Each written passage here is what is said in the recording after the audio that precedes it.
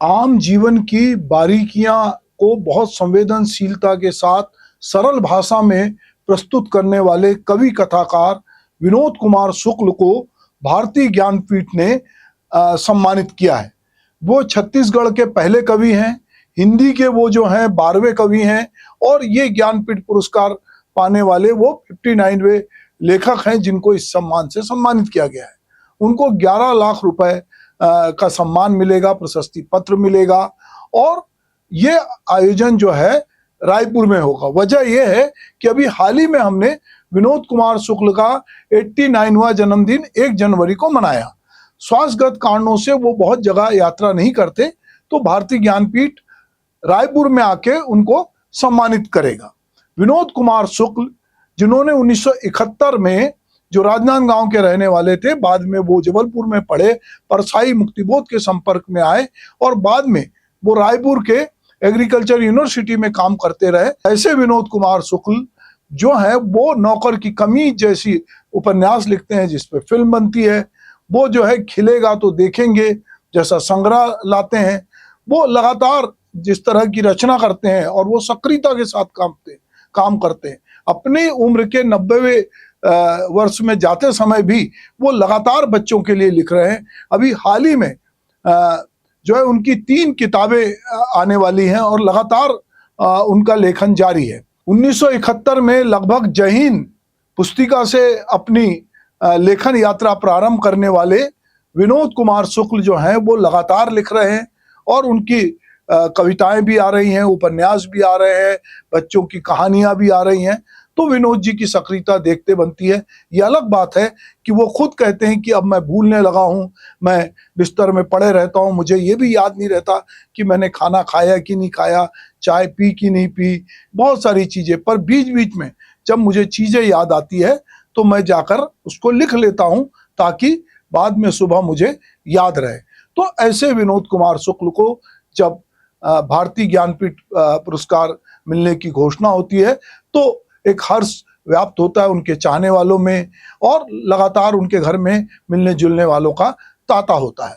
चूंकि हम लगातार विनोद जी से मिलते हैं और विनोद जी पे बहुत सारे आयोजन हमने लगातार किया है। विनोद जी की कविताओं को गाने का काम जो है वो भी गाकर प्रस्तुत करने की छत्तीसगढ़ विजुअल आर्ट सोसाइटी ने लगातार पहल की है और विनोद जी के जन्मदिन पर भी बहुत सारे आयोजन हम लगातार कई वर्षों से करते रहे हैं। तो आज का जो साहित्य वार्षिकी प्रेम विशेषांक आया है जिसे भालचंद जोशी ने संपादित किया है, हमने उसकी प्रति उन्हें दी, उन्हें बुके दिया, उनका मुंह मीठा किया और मेरे साथ मेरी पत्नी जो कि रंगकर्मी है रचना मिश्रा, बेटा सौरभ और बहू प्रियंका, हम साथ गए और हमको लगा कि हमारे परिवार के किसी बुजुर्ग को ये सम्मान मिला है जो लगातार सक्रिय है। तो विनोद जी को जो ज्ञानपीठ पुरस्कार मिला है उसके लिए हम सब ने उनको बधाई दी और छत्तीसगढ़ गौरवान्वित है कि विनोद जी हमारे साथ रहते हैं, हमारे बीच रहते हैं।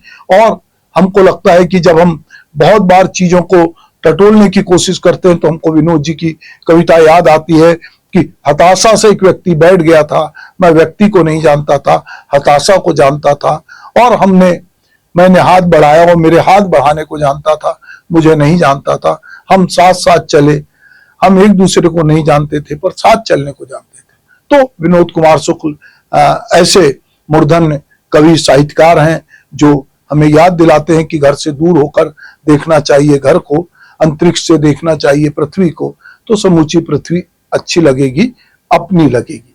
तो विनोद कुमार शुक्ल की बहुत सारी कविताएं जिनको हम समय समय पर जिन पर बात करते हैं और जिनका की प्रस्तुति करते हैं, पर आज हम सब के लिए बेहद प्रसन्नता की बात है।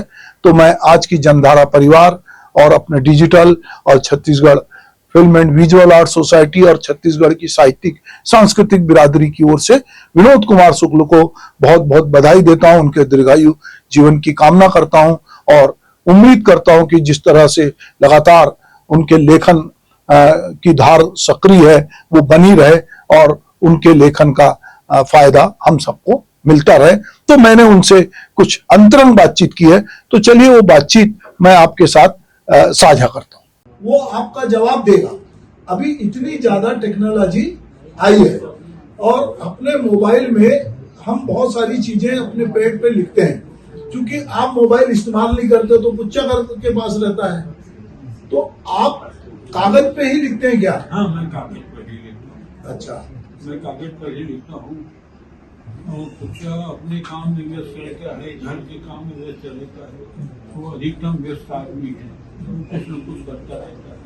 उसको तो जो कुछ मिला है उन मेरी रचनाओं को इकट्ठा करने का काम, उसको छपवाने का काम, उसको देख रेख करने का काम पुच्चा के सिवा और किसी ने नहीं किया। वो बहुत ज्यादा व्यस्त रहता है। ठीक है। मैं ये जानना चाहता हूँ अभी आपकी कौन सी किताबें आ रही हैं? अभी तो मेरा ख्याल है वो तो पुच्चा ही बता सकेगा, लेकिन तब भी कुछ ऐसी किताबें हैं जो प्रिंट नहीं हो रही, आउट ऑफ प्रिंट हैं, जो अंग्रेजी में अनुवादित हैं। जैसे एनबीटी के पास में 3 किताबें, शायद 3 किताबें हैं हमारे पास में।